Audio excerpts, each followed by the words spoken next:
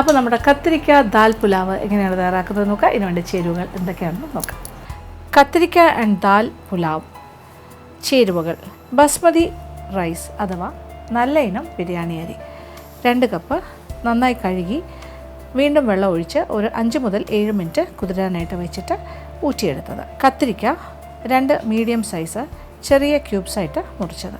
Masoor dal 1/4 cup, കഴുകി കുറച്ച് വെള്ളം ഒഴിച്ചിട്ട് 5 മിനിറ്റ് കുതിർത്തിട്ട് വീണ്ടും ഊറ്റിയെടുത്തത്. അത്യാവശ്യം എരിവുള്ള പച്ചമുളക് മീഡിയം സൈസ് ആണെങ്കിൽ 5 മുതൽ 6 എണ്ണം കഷ്ണങ്ങളാക്കി മുറിച്ചത്. ഇഞ്ചി ചെറുതായി അരിഞ്ഞത് 1 ടേബിൾ സ്പൂൺ, വെളുത്തുള്ളി ചെറുതായി അരിഞ്ഞത് 1 ടേബിൾ സ്പൂൺ, മിൽക്കി മിസ്റ്റിൻ്റെ കൗ ഗീ 3 ടേബിൾ സ്പൂൺ, നല്ല ജീരകം 1/2 ടീസ്പൂൺ, സാജീരകം 1/2 ടീസ്പൂൺ, കപ്പലണ്ടി 1/4 കപ്പ്, അണ്ടിപ്പരിപ്പ് 1/4 കപ്പ്, പഞ്ചസാര 3 ടീസ്പൂൺ, ഉപ്പ് ആവശ്യാനുസരണം, മല്ലിയില അരിഞ്ഞത് ആവശ്യാനുസരണം. അപ്പോൾ ഇനി അടുപ്പ് കത്തിക്കാം. ഇനി ആദ്യം തന്നെ ചെയ്യേണ്ട 1-2 കാര്യങ്ങളുണ്ട്. അതായത് നമ്മൾ വഴറ്റൽ പരിപാടിയൊക്കെ തുടങ്ങുന്നതിന് മുമ്പ് കുറച്ച് നെയ്യിലാണ് ഈ കാര്യങ്ങളൊക്കെ പ്രോസസ്സ് ചെയ്യാൻ പോകുന്നത്. നെയ്ക്ക് പകരം എണ്ണയിലും ചെയ്യാം. അപ്പോൾ ഇതിൽ നെയ്യ് ഞാൻ ഉപയോഗിക്കാൻ പോകുന്നത് മിൽക്കി മിസ്റ്റിൻ്റെ കൗ ഗീ ആണ്. അപ്പോൾ ഇതിൽ നിന്നും കുറച്ച് കൗ ഗീ എടുത്തിട്ട് കുറച്ച് അണ്ടിപ്പരിപ്പും കപ്പലണ്ടിയും വറുത്ത് മാറ്റണം. പാത്രം ചൂടായി തുടങ്ങി. ഒരു 2 ടേബിൾ സ്പൂൺ ആദ്യം എടുക്കാം. ഒരു 3 ടേബിൾ സ്പൂൺ മിൽക്കി മിസ്റ്റിൻ്റെ കൗ ഗീ എടുത്തു കഴിഞ്ഞു.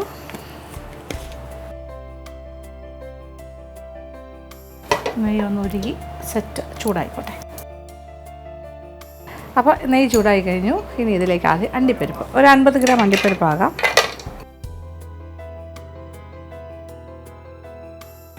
അണ്ടിപ്പരിപ്പ് ആദ്യം വറുക്കാം. പുലാവ എപ്പോഴും ഒരു നെയ്യിൽ ചെയ്യുകയാണെങ്കിൽ കുറച്ചുകൂടി സ്വാദാണ്. പക്ഷേ എണ്ണയിൽ ചെയ്താലും കുഴപ്പമൊന്നുമില്ല, നിങ്ങൾ നോക്കിയിട്ട് ചെയ്താൽ മതി.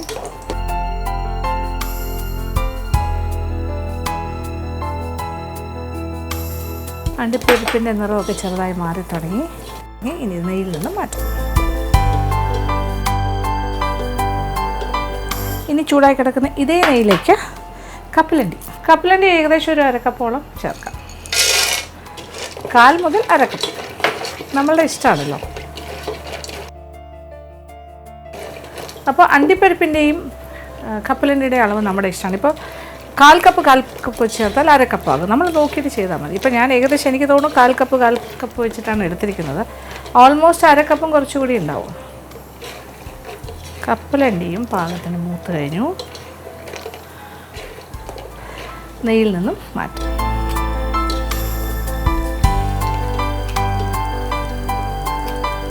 ഇനി തീ ഒന്ന് കുറയ്ക്കാം നന്നായിട്ട്. നല്ല ചൂടായി നെയ്യ്, നല്ല ചൂട് നെയ്യായി മാറിക്കഴിഞ്ഞു. അപ്പോൾ തീ കുറച്ചു. ഇനി അടുത്ത സ്റ്റെപ്പ് എന്ന് പറയുന്നത് കുറച്ച് ജീരകം, നല്ല ജീരകവും സാജീരകം രണ്ടും 1/2 ടീസ്പൂൺ ചേർക്കാം. ഇത് നല്ല ജീരകം 1/2 ടീസ്പൂൺ. നെയ്യ് നല്ല ചൂടായി കിടക്കുകയാണ്, അതുകൊണ്ട് തീ അല്പം കുറഞ്ഞാലും കുഴപ്പമൊന്നുമില്ല. അതുപോലെ 1/2 ടീസ്പൂൺ സാജീരകം. സാജീരകം എന്ന് പറഞ്ഞാൽ ഷാജീര എന്ന് പറഞ്ഞ് തന്നെ വാങ്ങാൻ കിട്ടും. അപ്പോൾ അത് മൂത്തൊരു മണമൊക്കെ വരട്ടെ. നന്നായിട്ട് മൂത്ത് ഒരു മണമൊക്കെ വന്ന് പൊട്ടിത്തുടങ്ങി. ഇനി ഇതിലേക്ക് ഇഞ്ചി ചെറുതായി അരിഞ്ഞത് 1 ടേബിൾ സ്പൂൺ. ഇതെല്ലാം നമുക്ക് ഫാസ്റ്റായിട്ട് ചെയ്യാൻ പറ്റുന്ന കാര്യങ്ങളാണ്, പെട്ടെന്ന് ചെയ്യാം. അതുപോലെ 1 ടേബിൾ സ്പൂൺ വെളുത്തുള്ളി ചെറുതായി അരിഞ്ഞതും. ഇനി ഇതിലേക്ക് പച്ചമുളക്. ഇതിൻ്റെ എരിവെന്ന് പറഞ്ഞാൽ പച്ചമുളകിൽ നിന്ന് കിട്ടുന്ന എരിവാണ്. ഇപ്പോൾ ഇത് ഏകദേശം ഒരു 5-6 പച്ചമുളക് എരിവിനനുസരിച്ചിട്ട്. ഇത് അധികം എരിവുള്ളതല്ലാത്തതുകൊണ്ട് ഞാൻ 6 എണ്ണം എടുക്കുന്നു. നല്ല എരിവുള്ളതാണെങ്കിൽ 4 ആയാലും കുഴപ്പമില്ല. ഇതൊരു മീഡിയം സ്പൈസിയാണ്.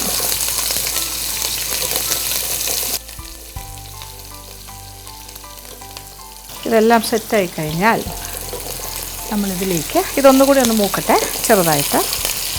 എല്ലാം ഇഞ്ചി വെളുത്തുള്ളി എല്ലാം കളർ മാറി തുടങ്ങി, പച്ചമുളക് വാടി തുടങ്ങി. ഇനി ഇതിലേക്കാണ് കത്തിരിക്ക, 2 കത്തിരിക്ക, ഒരു ചെറിയ മീഡിയം, ഒരുപാട് വലുതല്ല, ചെറിയ കഷ്ണങ്ങൾ, സ്ക്വയർസ്, ചെറിയ ക്യൂബ്സ് പോലെ.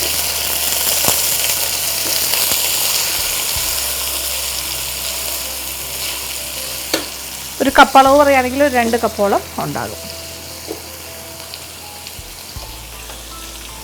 അപ്പോൾ കത്തിരിക്ക അരിയുമ്പോൾ തന്നെ വെള്ളത്തിലിടണം, അല്ലെങ്കിൽ കളർ മാറി കറുത്തു പോകും.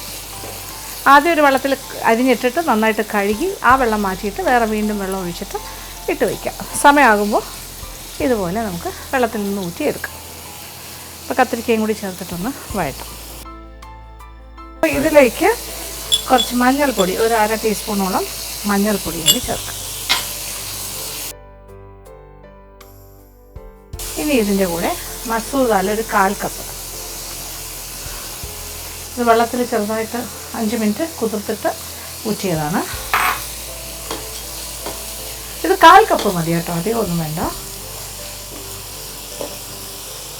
ഇനി ഒരു 3 ടീസ്പൂൺ പഞ്ചസാര,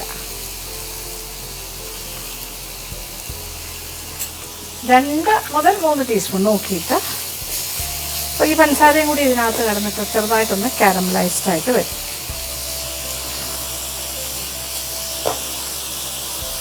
ചെറിയൊരു മധുരവും എരിവും എല്ലാം കൂടി ചേർന്ന് വരുന്നൊരു പുലാവാണ്.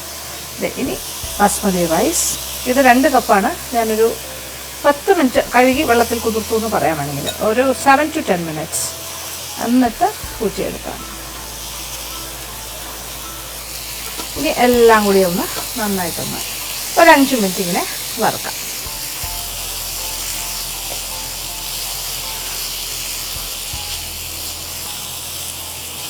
ഒരു എന്താ പറയുക, മഞ്ഞൾപ്പൊടി ഒരു 1/2 മുതൽ 3/4 ടീസ്പൂൺ വരെ ആകാം. ഒരു എത്ര കളർ കിട്ടണം അതനുസരിച്ചിട്ട്.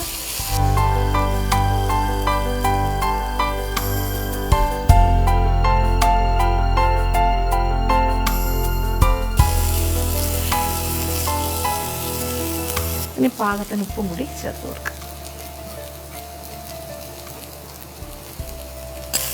ഈ ഒരു സ്റ്റേജിൽ തന്നെ കുറച്ച് മല്ലിയില ചേർക്കാം, ഫുള്ളല്ല, കുറച്ച്.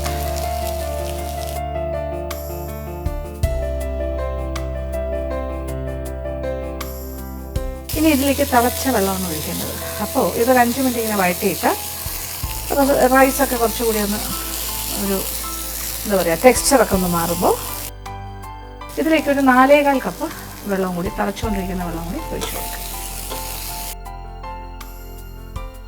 അപ്പോൾ റൈസ് ഏതാണ്ട് റെഡിയായി കഴിഞ്ഞു. ഇനി ഇതിലേക്ക് തിളച്ചുകൊണ്ടിരിക്കുന്ന വെള്ളം, ഇപ്പുറത്തെ അടുപ്പിൽ തിളയ്ക്കാൻ വെച്ചിട്ടുണ്ട്, തിളച്ചുകൊണ്ടിരിക്കുന്ന വെള്ളം കൂടി ഒഴിക്കും. ഇപ്പോൾ വെള്ളം തിളച്ച് കഴിഞ്ഞു, ഇതിലേക്ക് ഒഴിക്കും.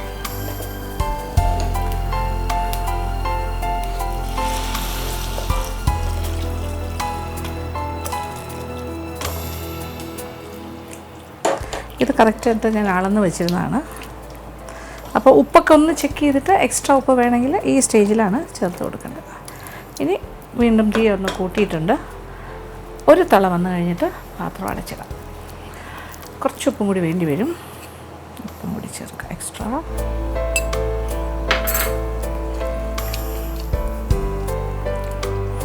ഇനി ഇത് നല്ലൊരു തള വരട്ടെ. തീ ഓഫ് ചെയ്ത് കഴിഞ്ഞാൽ ചെറിയ തീയിലേക്ക് മാറ്റണം. പിന്നെ ആ ചെറിയ തീയിൽ കിടന്ന് വെന്ത് വറ്റി കിട്ടും.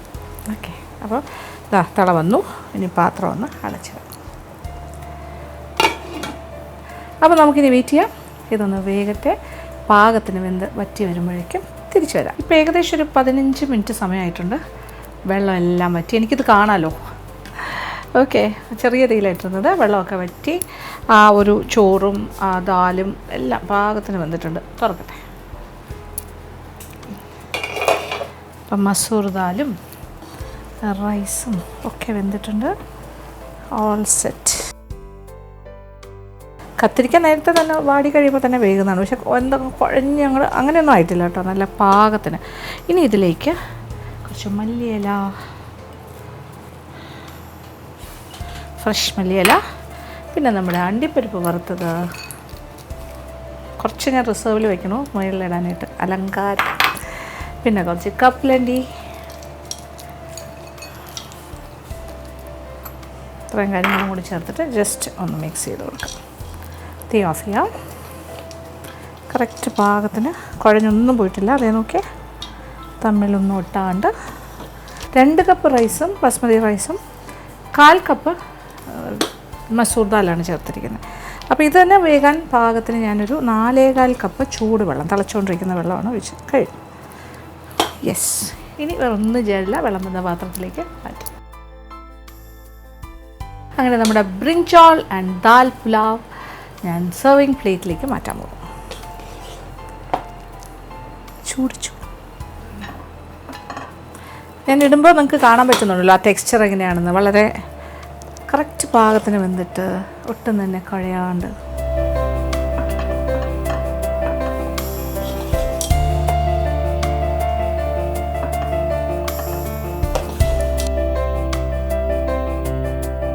പച്ചമുളകും എല്ലാം നന്നായിട്ട് വെന്ത് അതിനകത്തേക്ക് ആ എരിവെല്ലാം ഇറങ്ങിയിട്ടുണ്ട്. ഇതിൻ്റെ എരിവിൻ്റെ കോഷ്യൻ്റെ ആ പച്ചമുളകാണ്. പിന്നെ മധുരം കുറച്ച് പഞ്ചസാര ചേർത്തിട്ടുണ്ട്. അതിൻ്റെ അളവ് വേണമെങ്കിൽ ഇച്ചിരി കൂടെ വേണമെങ്കിൽ നിങ്ങൾക്ക് കുറയ്ക്കാം. ഞാൻ 3 ടീസ്പൂൺ ചേർത്തു. പക്ഷെ അങ്ങനെ ഭയങ്കര സ്വീറ്റ് ആയിരിക്കില്ല കേട്ടോ. ഒരു ചെറിയൊരു വ്യത്യസ്തമായ രുചിയാണ്. ഇതിപ്പോൾ ഒരു 4 മുതൽ 5 പേർക്ക് വരെ സുഖമായിട്ട് കഴിക്കാം.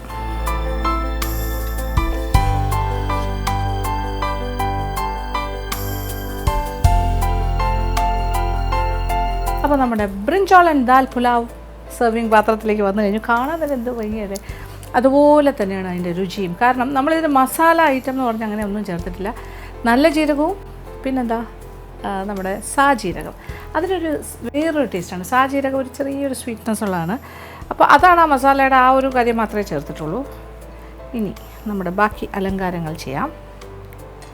ഞാൻ മാറ്റി വെച്ച് കപ്പലണ്ടി, വറുത്ത കപ്പലണ്ടി അവിടെ ഇട്ട് കൊടുക്കാം. അണ്ടിപ്പരിപ്പ് എക്സ്ട്രാ അത് വെറുതെ വയ്ക്കാം. അലങ്കരിക്കുമ്പോൾ എല്ലാം ഗംഭീരമായിട്ട് ചെയ്യണമല്ലോ, ഒട്ടും കുറയ്ക്കുന്നില്ല. It's a nice looking pulao.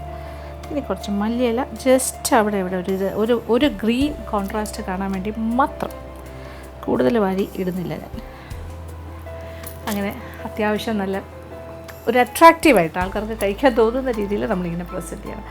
ഇത് ഞാൻ പറഞ്ഞല്ലോ, ഇത് 5 മുതൽ 6 പേർക്ക് വരെ കഴിക്കാം. ഇതിൻ്റെ കൂടെ നല്ലൊരു റൈത്ത വേണമെങ്കിൽ ബൂന്തി റൈത്ത ആകാം. അതല്ലാന്നുണ്ടെങ്കിൽ തൈരും ടൊമാറ്റോ സവാളയൊക്കെ ചേർത്ത് സാധാരണ റൈത്ത ആകാം, ടൊമാറ്റോ റൈത്ത, അല്ലെങ്കിൽ കുക്കുംബർ റൈത്ത ആകാം. അത് നിങ്ങളുടെ ഇഷ്ടത്തിന് ചെയ്യുക. പിന്നെ നല്ലൊരു അച്ചാറ്, പപ്പടം, വേറെ ഒന്നും വേണ്ട. പപ്പടമോ അപ്പളമോ എന്തായാലും കുഴപ്പമില്ല. അപ്പോൾ ഇതിനകത്ത് നമ്മൾ കഴിക്കുമ്പോൾ നമുക്ക് അണ്ടിപ്പരിപ്പ്, കപ്പലണ്ടി ഇതെല്ലാം കടിക്കാൻ കിട്ടും. പിന്നെ ടേസ്റ്റ് എന്ന് പറയുമ്പോൾ ഇതിലെല്ലാത്തിൻ്റെയും ടേസ്റ്റ് വരുന്നുണ്ടല്ലോ. ആ കത്തിരിക്കയുടെ ടേസ്റ്റും കിട്ടും, ആ ദാലിൻ്റെ ചെറിയൊരു കടിക്കാനായിട്ട് ഇടയ്ക്കിടയ്ക്ക്. അതും വെന്തിട്ടുണ്ട്, കൊണ്ട് കുഴഞ്ഞിട്ടൊന്നുമില്ല, കറക്റ്റായിട്ട് പാകത്തിന്. ചെറിയൊരു മധുരം വരുന്നതുകൊണ്ട് എല്ലാം ബാലൻസ്ഡ് ആകും. എക്സലൻ്റ് ആണ്. നെയ്യിൽ തന്നെയല്ലേ ഉണ്ടാക്കിയിരിക്കുന്നത്. ഒരുപാട് നെയ്യ്, ഞാൻ 3 ടേബിൾ സ്പൂൺ നെയ്യ് മാത്രമേ ഉപയോഗിച്ചിട്ടുള്ളൂ. അത് ഉരുക്കിയിട്ടാണ് ചെയ്തിരിക്കുന്നത്. അപ്പോൾ അങ്ങനെ എക്സസ്സായിട്ട് നെയ്യൊന്നുമില്ല. നല്ല റിച്ചാണ് അറ്റ് ദ സെയിം ടൈം. അപ്പോൾ നിങ്ങൾക്ക് നന്നായിട്ട് കഴിക്കാൻ പറ്റിയൊരു ഐറ്റം ആയിരിക്കും. പ്യുവർ വെജാണ്. അപ്പോൾ ഈ ഒരു നോമ്പ് കാലത്തേക്ക് പറ്റിയതാണ്. അപ്പോൾ തീർച്ചയായിട്ടും പരീക്ഷിക്കുക, എല്ലാവർക്കും ഇഷ്ടം.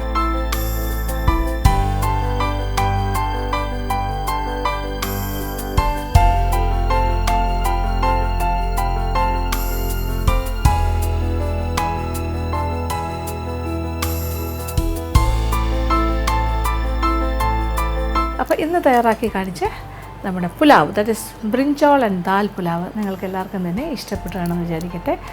ഇന്നത്തെ എപ്പിസോഡ് ഇവിടെ അവസാനിക്കുകയാണ്. വീണ്ടും പുതിയ വിഭവങ്ങളുമായി മാജിക് അവനിലൂടെ കാണാം.